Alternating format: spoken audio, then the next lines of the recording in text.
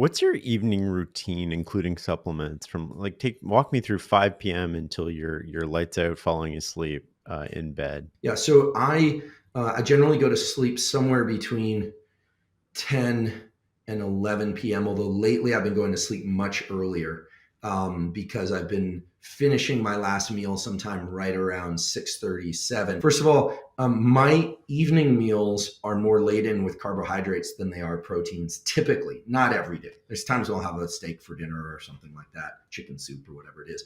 But it's very clear that fasting and low carbohydrate meals, I'm not saying diets overall, but meals, that those lend themselves to more alertness and focus. And a lot of people say, well, how can that be? The brain uses glycogen, you need carbohydrate. Well, when you eat a meal that is slightly devoid of starches, it creates a sense of alertness because there's actually a mild adrenaline response. So what I do is I'm rewinding a little bit into the earlier part of the day, but I fast until about 11 o'clock. I usually get my exercise at some point before 11 o'clock or noon. I'm not super strict about that. Then my meal is generally some meat, a salad, something low carbohydrate. If I train really hard, I might have some rice or oatmeal or something like that, and some fruit. And then in the afternoon, I have a snack, which is also pretty low carbohydrate because I want to have that alertness, and I'm drinking caffeine. So I'm kind of humming around, doing my work and trying to get into that high focus state. For dinner, I generally will eat pasta or something that includes more starches because starches are known to actually reduce cortisol levels in the body. This is why we eat comfort foods. Most comfort foods involve eating foods that are pretty carbohydrate laden because there's a pathway involving carbohydrates and the amino acid tryptophan that converts to serotonin, and it essentially blocks the cortisol response. A lot of people that are on very low carbohydrate diets, I have no problem with that if people do ketogenic diets or low carb diets, but those people often have a hard time sleeping. They have to rely on a lot of sleep supplements or medication. We'll talk about supplements in a minute because there are some excellent ones. So in the evening, I tend to eat pastas and rice and soups, and I still eat some protein, but from clean animal sources because that's what works for me. But I generally am shifting my whole system towards more quiescence. I might do a little bit of work in the evening. We are not big screen people in the evening. I do read books. Generally, we end up hanging out, just talking and listening to music and things like that. I might do some writing on the computer, but I'm not a big screen time guy. And I should say I love movies. It just so happens that I ended up with somebody who doesn't have much interest in movies, but is a really terrific musician. So sometimes she'll play music and I'll read or work, and that's kind of my evening most days. Sometimes dinner with friends, or if it will happen, of course. So right around 8 or 9 p.m., I start bringing the lights down. In fact, I have a real sensitivity to the overhead lights because I'm so used to this pattern. So I start dimming the lights in the evening overhead. And then for the transition to sleep, I do keep my phone out of the bedroom as much as possible. Sometimes I'll use it as an alarm, but I'll put it on airplane mode. If I'm feeling a little too alert, I remember two things. One, the biggest peak in alertness actually occurs about 90 minutes before your natural to sleep time. A lot of people don't know this. This is beautiful work from Chuck Zeisler's lab. He's an MD out of Harvard Medical School. And what he discovered in tracking people's wakefulness and activity patterns is that they're buzzing around all day doing things ideally, but then right before their natural pulse and melatonin takes off, they have this peak in activity. And this, I think, probably harkens back to some need to tamp down all the safety leaks that might be in one's environment, and get everything prepped, because when you're asleep you're actually pretty vulnerable to predators and attack and things of that sort. That's the rationale, and nobody really knows. But you can essentially figure out your best to bedtime by when you have this big peak in activity, and then it kind of subsides. So sometimes if I'm feeling a little too alert and wide awake, what I'll do is I'll just remember that that's going to pass naturally.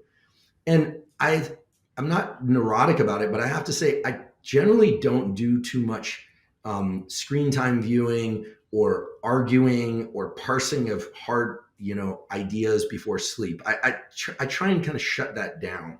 And people vary, but some people are just really tend to be very forebrain oriented, as I call it. They're thinking and anticipating all the time. It's good to try and taper that off. One of the absolute most powerful tools that has come into my life in the last decade, that my lab works on, and there are people in psychiatry at Stanford that are also working on, is a practice that I call non-sleep deep rest, which is NSDR. You can do NSDR first thing in the morning if you ever wake up and you did not get enough sleep. I often wake up and feel, I didn't get enough sleep. I'll do a 30-minute NSDR, and I come out of that feeling terrific, as if I got a full night's sleep. And I do this almost every day at some point. I might do it in the afternoon, or if you wake up in the middle of the night and you're having trouble falling back asleep, I highly recommend doing this, because even if it doesn't put you back to sleep, it's better than being awake and ruminating. And you're teaching yourself to fall back asleep. You don't have to do it every day. You could do it maybe once or 3 times a week.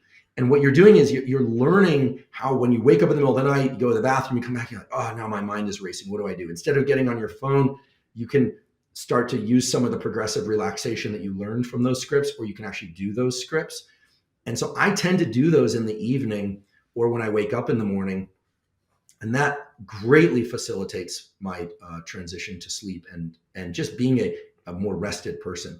Now, in terms of supplements, I'm a big believer that supplements are powerful and are often a terrific replacement for prescription drugs. Not that there aren't terrific prescription drugs. I mean, many people benefit from prescription drugs. I take a few. But I think that many people rely on things that are excessive and habit forming, expensive and unnecessary.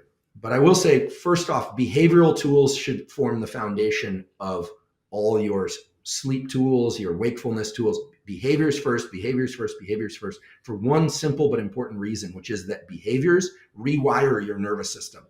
They engage what we call neuroplasticity, which is your nervous system's ability to change. You get better at falling asleep when you do NSDR or Reverie. You get better at waking up and feeling alert when you view bright light in the early part of the day. With supplements and things of that sort, your system can react in the moment, but it doesn't rewire. It doesn't get better, such that if you don't take that thing, you're just where you were before.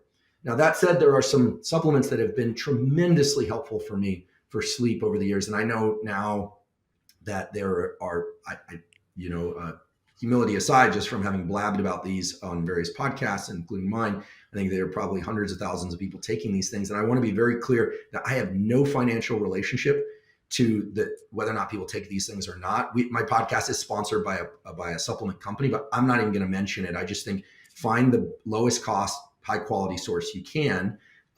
There are many. And so the 3 things that really can help with the depth and transition to sleep are magnesium threonate, THREONATE, magnesium threonate. An alternative, which is just as good, is magnesium bisglycinate, BISGLYCINATE, bisglycinate, either one. And what you're looking for is to get somewhere between 100 and 200 milligrams of those. Sometimes you'll see on the bottle it says 2,000 milligrams. That's the elemental magnesium. It'll also see a smaller number. Go with the smaller number. What does this do? Well, it makes people feel a little drowsy, and it greatly increases the depth of their deep and the amount of deep sleep. If you're a sleep tracker type with Whoops or Auras, you'll see this. About 5% of people don't like magnesium threonate and bisglycinate because it gives them stomach upset. You'll know the first time. But most people do just fine. The other thing that is a really powerful supplement, which is wonderful, is apigenin, APIGENIN. Apigenin is a derivative of chamomile. Both of these things, and I should say that 50 milligrams is the target there. And there's only one source that I know of. I have no relationship to them, but that's Swanson. And these things are available online. These are both pretty low cost. The threonate can get expensive. I take bisglycinate and apigenin, and you take them about 30 to 60 minutes before sleep. And most people report having an incredibly improved sleep. Are they habit forming? Not that I am aware of. Should you check with your doctor? If yes, especially if you have a heart condition, taking magnesium because of the way neurons work, it's an electrolyte, and you might want to check for that purpose. But I think most physicians, I think, would put these well within the margins of safety, but check with yours. Now, there's a third supplement, which is theanine, THEANINE. Theanine is an interesting one. Theanine, magnesium threonate, and apigenin all trigger the activation of a neurotransmitter in the brain called GABA, which tends to shut off our forebrain. GABA, incidentally, is also what goes up if you have one or two alcoholic drinks. The problem is drinking alcohol before sleep really screws up your sleep. Even if you're not drunk, it really screws up your sleep. A lot of people ask about cannabis and THC. Matt Walker, the great Matt Walker, from Berkeley, who's the preeminent sleep scientist, will tell you that THC and marijuana in various forms and alcohol are really disrupting people's sleep. But listen, people are going to do what they do. But these supplements trigger a healthy release of GABA. Theanine, anywhere from 100 to 400 milligrams, is a powerful third component of this threonate or bisglycinate apigenin stack. And theanine is interesting, though. Your dreams will get very vivid. People who have night terrors or who have who sleepwalk should not take theanine. Theanine is actually showing up in a lot of energy drinks now. Companies are sneaking theanine into drinks during the day and even into coffee because it eliminates anxiety a little bit and it eliminates the jitters. You can drink twice as much caffeine. You could drink 4 of the same energy drink that normally you could only have 1 of if they stacked theanine in there. So you might also want to take a look. I'm not a big fan of energy drinks. I am drinking some yerba mate tea this morning, but that's all that's in it. But theanine is a great addition to this evening supplement stack. And I do that about 30 to 60 minutes before sleep. One last point about sleep. If you wake up in the middle of the night, turn on as many lights as you need in order to navigate around safely. But again, try and keep the lights low.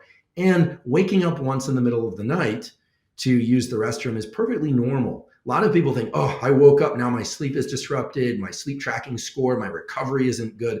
I'm a big fan of sleep trackers, but I don't use one. I go on subjective feelings of wakefulness during the day. Just remember, insomnia, clinically defined, is whether or not you're falling asleep during the day because you're having trouble sleeping at night. A lot of people think they have insomnia when what they actually have is anxiety about waking up. And they're just concerned that they've heard all the terrible things that happen if you don't get enough sleep. So I think that hits the major things. Obviously, you don't want to drink so many fluids before sleep that you're waking up all night to use the restroom. One of the nice things about a carbohydrate rich meal in the evening is carbohydrates actually hold water. For every gram of carbohydrate, you're going to hold some water. Anyone on a low carbohydrate diet will notice that they lose a lot of weight. They think they're leaner. They're actually excreting a lot of water. So that's key. And then the temperature thing is really big. We haven't talked about temperature, but second to light, temperature is the most powerful stimulus for wakefulness. Actually, when you wake up in the morning, it's because your body temperature is rising. And we can do a little experiment right now. So what time do you typically wake up in the morning? I wake up around 5. So your what we would call temperature minimum is 3 a.m., meaning that your low point in body temperature across the 24-hour cycle is probably somewhere around 3 or 4 a.m. And then as it starts to rise, so a temperature minimum is not a specific temperature, it's a time in the 24-hour cycle. And it's about 2 hours to 90 minutes before your natural waking. I'm not talking about the waking that happens in the middle of the night and you go back to sleep. I'm talking about the typical wake up time where you would rise. Okay, so for you, your temperature minimum is about 3 a.m. and then your body temperature is going to start increasing. You have that cortisol release. If you can get light exposure as that slope is rising, as it's increasing, then you're going to augment a faster increase. Okay, if you were to view light or get up at 2 a.m., it would actually jet lag you. It would actually shift you in the opposite direction as if you were waking up in some other location in the world. So that temperature minimum is kind of a nice thing to keep in mind. We'll get back to it in a minute. But what happens is your body temperature is going to go up, and then somewhere around 3 or 4 in the afternoon, maybe for you because you're a really early riser, maybe about 2 or 3 in the afternoon, it's going to hit a temperature peak. The temperature peak is interesting. The temperature peak, you would think, oh, that's my time of greatest wakefulness. It's actually when you're going to feel a little bit of a drop in energy in the afternoon. And then it starts dropping. You actually feel pretty good in the evening. And then temperature should continue dropping because in order to fall asleep and stay asleep, you need your body temperature to be about 1 to 3 degrees lower than it was in the afternoon. So one thing you can do is you can keep the temperature in your home a little bit lower at night and just stay under blankets. I did a whole episode on this, and I don't want to get too far into it, but We actually dump heat mainly through the palms of our hands, the upper half of our face, and the bottoms of our feet. There's a special portals between the blood and the skin there. Beautiful thing was discovered by my colleague Craig Heller at Stanford. These are called glabrous skin. There's special for the aficionados. You have arteries, capillaries, and veins, and in these particular locations, it basically only goes to from arteries to veins. You skip all the little estuaries that are the capillaries between them, and you're able to basically dump heat more easily. During the middle of the night, the best thing to do is to have warm blankets on top of you and be in a cold room. And then if you get too warm, you will just naturally, in your sleep, you'll just extend a foot or a hand out. You've probably heard sleep with socks on. Terrible idea. I don't know why that caught on. That makes no sense whatsoever. You want to be able to dump heat in the middle of the night, because if you get too hot, you'll wake up. Now, some people say, wait, I was in a classroom and when I was in college, and it was always when it was warm in the afternoon, then it would get hot, that I would fall asleep. Yeah, that's true too. It has more to your digestive patterns than anything else. But sort of, I think it's called a postprandial dip, which is just nerdy speak for after lunch you get sleepy. But if you can extend a hand out, that's great, because if the room is too hot, what are you going to do? You're not going to put your hand into a bucket of ice next to your bed. I mean, most people don't have that device. Some people use these chili pads or 8 Sleep or these kinds of things. I actually don't have one personally. I tend to run kind of warm, Oh, so I try and get the I use temperature. that's an interesting question. Like I use an 8 Sleep, and it can adjust Yeah. the temperature throughout the night. So how should I adjust that to optimize the quality of my sleep? Should I start from cold and like gradually go warm, or should I just do cold all night? Yeah, great question. I was sent one. I still need to set it up, but I don't have any relationship to them yet. I think that perhaps they were curious about forming one, but so I need to try it. So you want it to be cool. So I would say moderate temperature at the beginning of the night for the first 2 or 3 hours of sleep. Then you want to keep it cold until about that 3 or 4 a.m. point, and then starting right around 4:45, your body is naturally heating. But if you were to allow it to heat up, then I think you would wake up more quickly. I didn't So you realize want you to had that start kind of. with like, yeah, you want to start with like an average temperature and then go colder and then go warmer. That's right. You want to mimic what would happen if you were sleeping outdoors, essentially.